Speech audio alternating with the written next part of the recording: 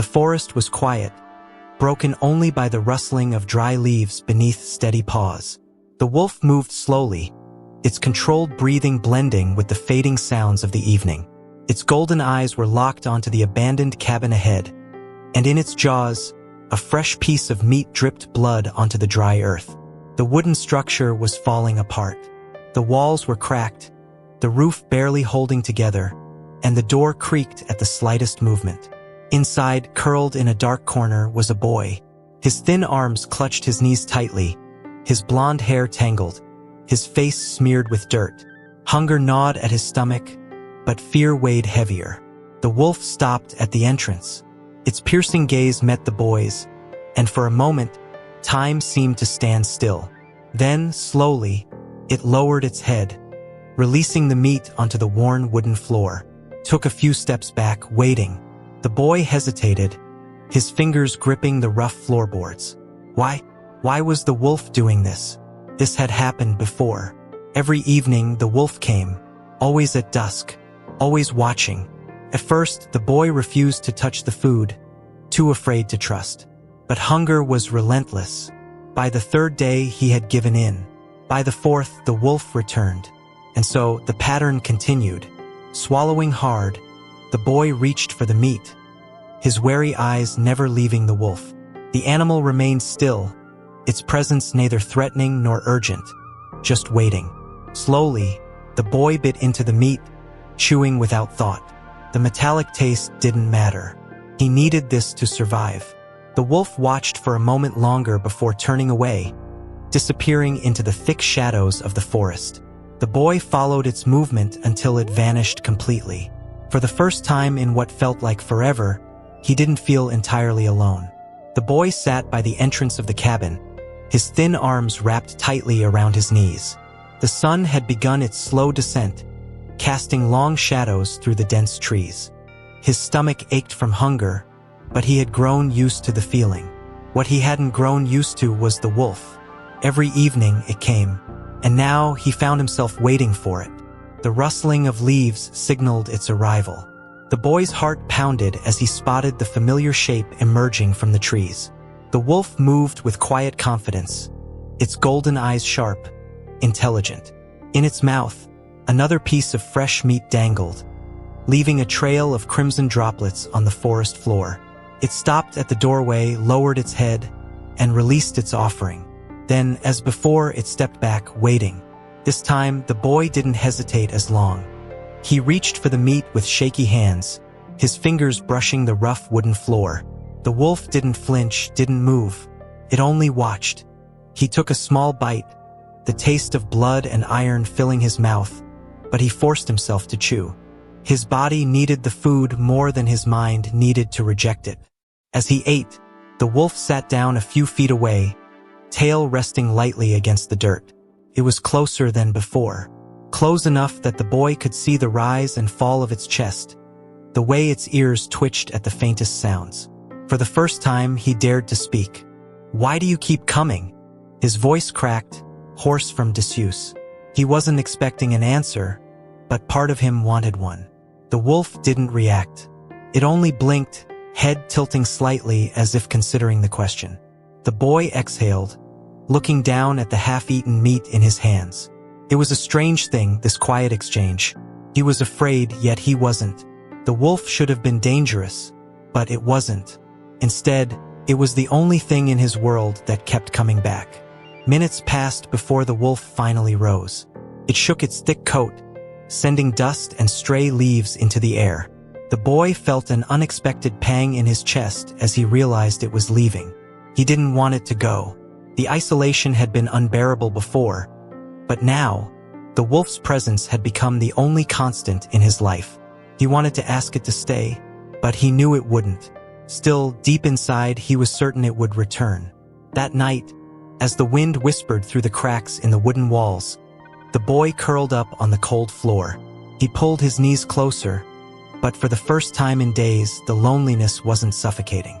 Out there, in the darkness, the wolf still roamed, and for some reason, it kept coming back. That thought alone was enough to let him close his eyes. The boy woke to the dim morning light filtering through the cracks in the cabin walls. His body was stiff from another night on the hard wooden floor, his muscles aching from malnutrition and exhaustion. He had lost track of how many days had passed since he had been left there. Forgotten. Yet, despite the cold, the hunger, and the loneliness, he had survived. And he knew why. The wolf.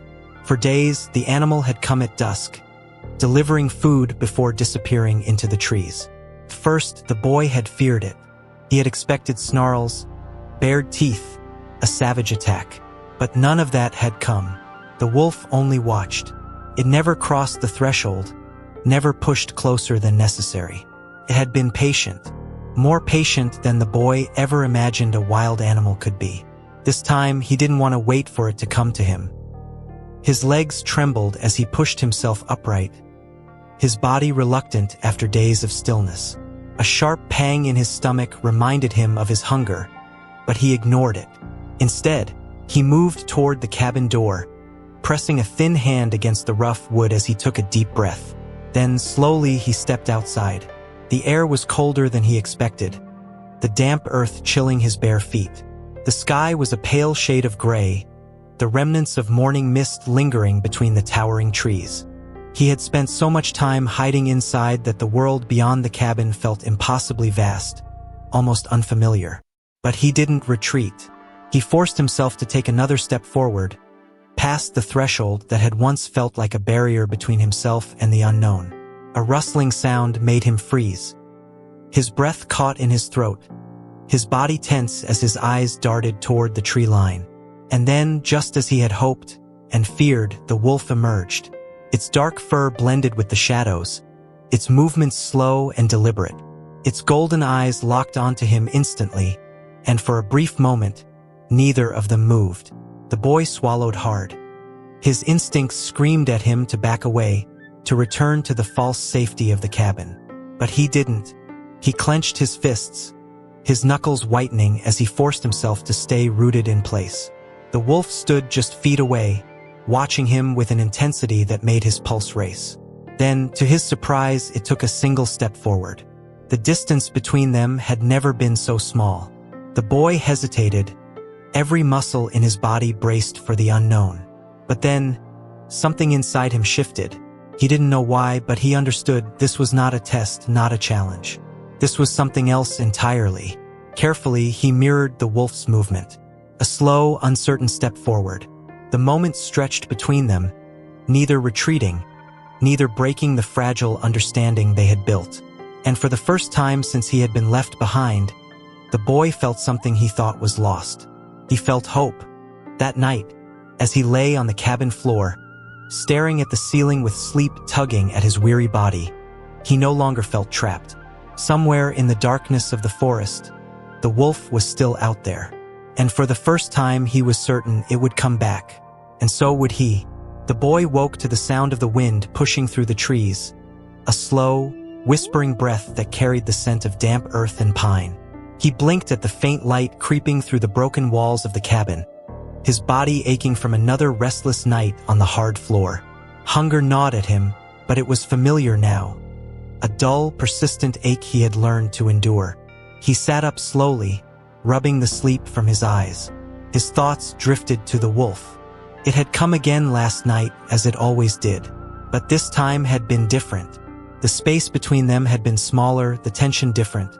Not fear, not threat, but something else. Something like understanding. The boy wasn't sure what it meant, but he knew one thing. He didn't want to keep waiting. Pushing himself to his feet, he stepped toward the door. The morning air was crisp as he hesitated at the threshold, bare toes curling against the rough wood. He had spent days hiding in this cabin, trapped by fear, paralyzed by uncertainty. But the wolf had never hidden. It had come and gone as it pleased, without hesitation, without doubt. And for the first time, the boy wanted to follow. He stepped outside, the cold earth damp beneath his feet. The forest stretched before him, endless and quiet, the towering trees seeming both welcoming and impossibly vast. His heartbeat quickened, but he kept moving, one slow step after another. He didn't know where he was going, only that he had to keep walking. He had to find the wolf. Then he heard it, a deep, rumbling growl. He froze, his breath catching in his throat. His eyes darted toward the sound, and there, in a small clearing, he saw it. The wolf. But something was wrong. Its body was tense, muscles coiled, golden eyes locked on something ahead. Then the boy saw the second wolf. Larger, leaner, its fur darker. It stood rigid, ears flattened, lips curled back in a silent snarl. The air between them was thick with tension. His wolf, the one that had fed him, watched him, protected him, was standing its ground. But the larger wolf wasn't backing down. The boy's pulse thundered in his ears. He didn't understand what was happening, but he knew enough to recognize danger. His wolf gave a warning growl, low and deep, but the other wolf didn't flinch. It took a slow step forward, muscles tensed like a coiled spring. Panic flared in the boy's chest. He had spent so long being helpless, so long waiting for things to happen to him. But now, for the first time, he felt the need to act. He had to do something. But what? The larger wolf's snarl deepened. His wolf didn't retreat. The air was electric, thick with unspoken tension. The boy knew one wrong move could change everything, and he wasn't sure if he was ready. The boy stood frozen, his breath shallow, his pulse hammering in his ears. The clearing felt smaller now, the tension between the two wolves pressing against the air like an invisible force. His wolf, though he wasn't sure why he thought of it that way, remained still, golden eyes locked on the larger, darker one. Neither moved, neither looked away. It was a test, a battle of will before tooth and claw. The larger wolf's ears twitched. A growl rumbled deep in its chest, low and menacing. Its stance was aggressive, shoulders stiff, weight shifting forward. It was challenging. But why? Was it about food? Territory? The boy didn't understand wolf behavior, but instinct told him this wasn't just a random encounter. It was something more. His wolf responded with a slow, deliberate step forward, tail held high, muscles coiled but controlled. It wasn't submitting, but it wasn't attacking either. The boy's stomach clenched. The tension stretched between them, crackling like a storm about to break. He wanted to run, to retreat to the safety of the cabin. But he couldn't leave. Not now. The larger wolf bared its teeth, lips curling over sharp canines. Its growl deepened, reverberating through the air. His wolf held firm, not flinching, not backing down. Then, in a sudden blur of motion, the larger wolf lunged. The boy barely had time to react before the two bodies collided. A violent clash of fur and muscle. A snarl ripped through the air as they hit the ground, rolling over the dirt in a whirlwind of claws and snapping jaws. The boy stumbled backward, his heart pounding, his breath catching in his throat. His wolf twisted, using its smaller size to its advantage, slipping free from the other's hold. It snapped at the larger wolf's shoulder, drawing a sharp yelp. But the bigger wolf recovered quickly, twisting back with frightening speed, its teeth flashing as it lunged again. The boy clenched his fists. He hated this. He hated the sounds of growls and tearing fur, the sharp cries of pain that cut through the air. His wolf was fighting. But for what? Was it defending itself? Him? The thought sent a shiver down his spine. Then, just as quickly as it had started, the fight stopped. The larger wolf stood panting, blood staining its dark fur. His wolf, though battered, held its ground. The air was thick with something unspoken. A moment passed, tense, uncertain. Then the larger wolf let out a short huff, lowering its head just slightly. A sign of surrender. The boy didn't move. His wolf didn't either. The larger wolf gave one last glance, then turned and disappeared into the trees. The silence that followed was deafening. His wolf stood there, breathing heavily, its fur ruffled, wounds fresh. Slowly, it turned its golden gaze toward the boy. They stared at each other, the weight of what had just happened settling between them. The boy swallowed hard. He had just witnessed something primal, something he didn't fully understand. But one thing was clear, his wolf had chosen to fight. And it had won. The tension was unbearable. What did this fight mean? Protection? Dominance? His wolf didn't back down. It stood, fought, and won. But what does this truly mean for the boy? For them? What would you do in his place? Run or face the unknown? Comment below and share your theories about this mysterious bond. The boy stood frozen in place, his breath shallow, his mind racing to process what had just happened. The clearing was eerily quiet now, the echoes of growls and snapping jaws fading into the stillness of the forest. His wolf remained where it was, its chest rising and falling in uneven breaths, golden eyes fixed on the place where the larger wolf had disappeared. For the first time, the boy noticed the wounds. Small cuts along its side, a deeper scratch near its shoulder, patches of fur disturbed from the struggle. It had won the fight, but not without cost. His fingers twitched at his sides, an unfamiliar urge rising within him. He wanted to help, but what could he do? His wolf turned to face him. The golden gaze was as steady as ever, but there was something else there now. Exhaustion, maybe even pain. The boy hesitated, his bare feet pressing into the cold earth. Carefully, he took a step forward. The wolf didn't move. Another step.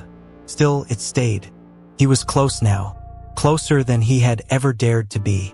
His heart pounded in his chest, but it wasn't from fear. It was something else. Slowly, he lowered himself to the ground, crouching so he was at eye level with the animal. It watched him, ears twitching slightly, but it made no move to retreat. The boy reached out a trembling hand. His breath caught as his fingers hovered just inches from the wolf's fur. He had never touched it before, had never dared. But after everything, after days of silent exchanges, of food left at his feet, of understanding built in glances and distance, he knew this moment meant something. He let his fingers brush against its fur. The wolf stiffened slightly but didn't pull away. Its fur was rough, coarse beneath his fingertips, warmed by its body heat. He exhaled, slow and careful, letting his hand rest there for just a moment longer before pulling back. His wolf blinked, head tilting slightly, as if trying to understand the gesture. They sat there for a long time, neither moving, neither speaking. The boy didn't know what he was supposed to do next, but for the first time he didn't feel completely lost. The wolf had fought, the wolf had stayed, and now it had let him in. Finally, the animal stood, shaking out its fur, wincing slightly at the motion. The boy frowned, his eyes scanning the wounds again. He didn't know how to treat injuries, but he knew the wolf needed rest. He hesitated before standing, stepping back toward the cabin. He turned, looking over his shoulder. "Come with me." His voice was quiet, uncertain. For a moment, he thought the wolf wouldn't move. But then it took a slow step forward, then another, and then, together, they crossed the clearing, toward the cabin, toward shelter, toward something neither of them fully understood. The boy stepped into the cabin, his heartbeat unsteady, his body aching with exhaustion. Behind him, the wolf hesitated at the doorway. It had followed him across the clearing, its movements slow, stiff from its injuries. Now, with shelter just a step away, it seemed unsure. The boy turned, meeting the wolf's golden eyes. He understood. The forest had always been its home, not a place with walls and doors. But tonight was different. Tonight it needed rest. He crouched down, his voice barely above a whisper. Just for the night. The wolf didn't move. It only watched. The boy didn't push further. Instead, he walked to the far wall, sat down, and pulled his knees to his chest. He listened, waiting for the sound of retreating footsteps, for the moment the wolf would disappear into the trees. But instead, he heard a soft shift of dirt. He looked up. The wolf stepped inside. It moved cautiously, ears flicking at the unfamiliar space, its gaze sweeping across the dark corners, the broken wood. It didn't go far, just past the entrance, as if uncertain. But it had come in. That was enough. The boy exhaled, feeling something he couldn't quite name. Relief, maybe even gratitude. He had been alone for so long. But now, in the silence of the cabin, he wasn't. The wolf lowered itself to the floor, letting out a slow breath. It licked at one of its wounds absently, its body tense from pain. The boy's chest tightened. He wanted to help, but he had nothing, no bandages, no medicine. Just his hands and a pile of old rags in the corner. His fingers curled around one, rough with time but better than nothing. When he turned back, the wolf was still watching him. He knelt beside it, his hands shaking as he lifted the cloth. He hesitated, then reached forward, pressing it gently against the deepest scratch on its shoulder. The wolf flinched but didn't move away. The boy swallowed. Slowly, he wiped away the blood, careful, deliberate. He had never done anything like this before, but the wolf let him. That meant something. When he finished, he pulled back, tossing the rag aside. The wolf blinked at him, then laid its head between its paws, breathing slow and steady, a silent sign of trust. The boy leaned against the wall, watching the slow rise and fall of the wolf's chest. Tomorrow it might leave. Tomorrow everything might change. But tonight they had shelter, and that was enough. The boy woke to the sound of slow, steady breathing. It was close, rhythmic, almost calming. For a moment, he remained still, caught between sleep and wakefulness, his body aching from the unforgiving wooden floor. His fingers twitched against the rough planks, the memories of the previous night settling into place. The fight, the wolf, the cabin. He turned his head carefully. The wolf was still there. It lay stretched out near the doorway, its body rising and falling in deep, measured breaths. Its golden eyes were half-lidded, watching him in quiet acknowledgement. The wounds from the fight looked stiff but not worse. The wolf had stayed. That realization sat heavy in the boy's chest, like something meaningful, something he didn't fully understand yet.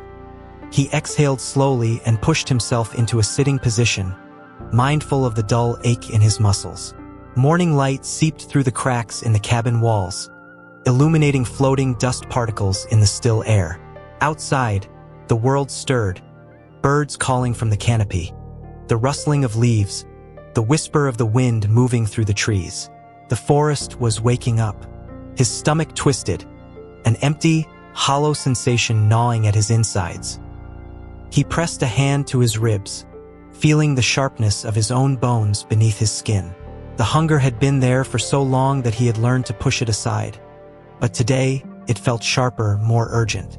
The wolf had always brought food, but he couldn't just rely on that forever. He had to do something. His gaze flickered toward the door. Then, cautiously, he looked back at the wolf. It hadn't moved, just watched. It always watched. The boy hesitated before shifting onto his feet, testing his balance. He was weak, but he was still standing. "I'll be back," he murmured, though he wasn't sure if he was speaking to himself or to the wolf. The animal made no move to stop him. Stepping outside, the boy was met with the crisp morning air, cool against his skin.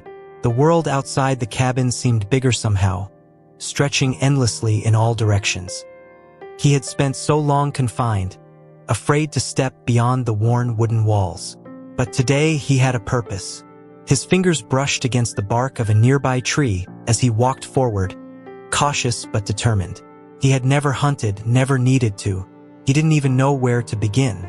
But he had seen the wolf do it, seen it bring back food day after day. Maybe he could learn. The forest was alive with movement. Leaves rustled underfoot. Birds flitted from branch to branch. The wind wove through the trees like an invisible thread, pulling the world together. The boy listened, trying to make sense of the sounds, trying to find something, anything, that might help him survive. Then, a sharp snap of a twig. Close. Too close. His breath hitched, his body going rigid. His mind screamed at him to run, to hide, to disappear into the underbrush. He turned slowly, expecting to see another animal, maybe even another wolf. But what he saw made his stomach drop. It wasn't an animal. It was a person. The boy's breath caught in his throat, his body locked in place, every muscle coiled with tension. He had spent so long in solitude that the sight of another person felt almost unreal, like a memory from another life. The figure stood just beyond the tree line, partially hidden by thick branches. A man, tall, broad-shouldered, dressed in worn clothes streaked with dirt. His face was shadowed beneath the hood of a heavy coat, But even from a distance, the boy could see the way his eyes swept the area, calculating, searching. The boy instinctively stepped back, his bare feet pressing into the damp earth. A sharp crack echoed in the quiet as he snapped a twig beneath his heel. The man's head jerked in his direction. Their eyes met. The boy felt his chest tighten.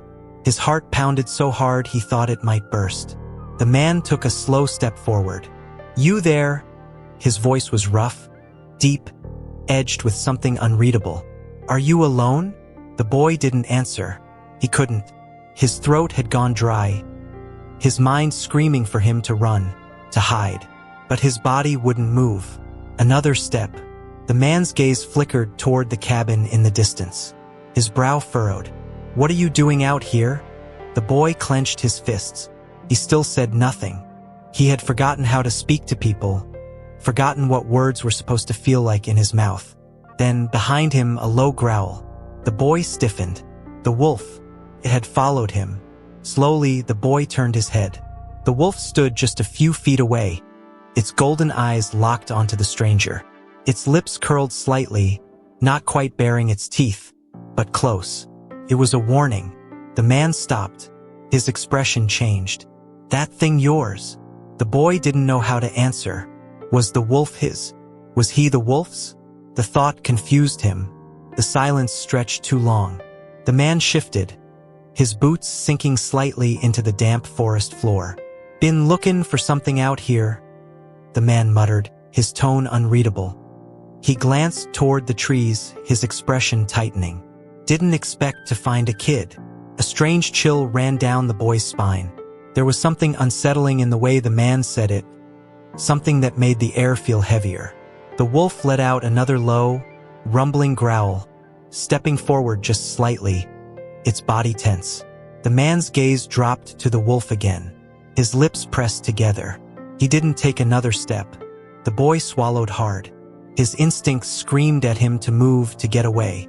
He took a step back, then another. The wolf moved with him. The man exhaled, his jaw tightening. "Stay out of trouble," he muttered. And then, without another word, he turned and disappeared into the trees. The boy didn't move until the forest swallowed the man completely. Only then did he release the breath he hadn't realized he'd been holding.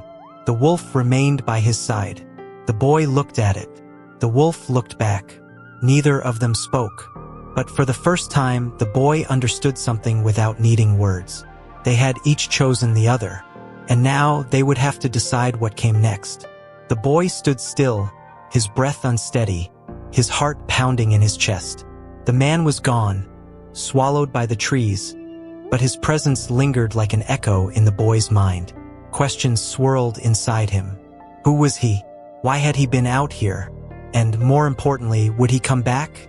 The wolf shifted beside him, its golden eyes scanning the forest as if sensing the same unspoken tension. It had been ready to fight, ready to protect. The thought sent a strange warmth through the boy's chest. He wasn't alone, not anymore. He turned toward the cabin, his feet moving before his mind had fully decided. The wolf followed without hesitation, its movements slow but steady despite its wounds. The boy felt something shift inside him. For the first time, he wasn't just surviving. He was making a choice. Inside, the cabin was just as cold, just as broken, but it didn't feel the same. He had spent so long seeing it as a prison, a place of waiting and fear. But now it was something else. A refuge, a place to rest, but not to stay forever. The boy sat down, running a hand over the rough wooden floor.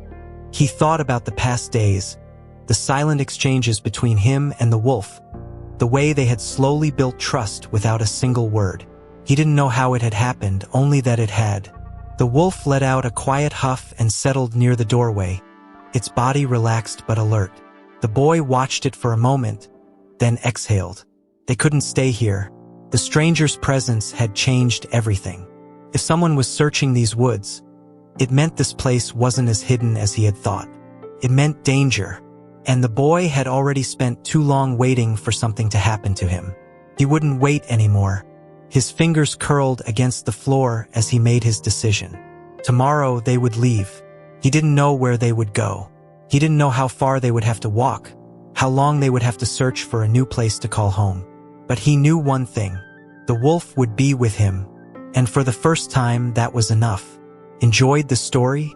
Don't forget to leave a like to support the channel and help bring more stories like this to you. Want more amazing content? Subscribe to the channel and turn on notifications to never miss the next chapters and emotional stories. Share your thoughts. What did you think about the bond between the boy and the wolf? Would you have made the same choices? Let's discuss in the comments.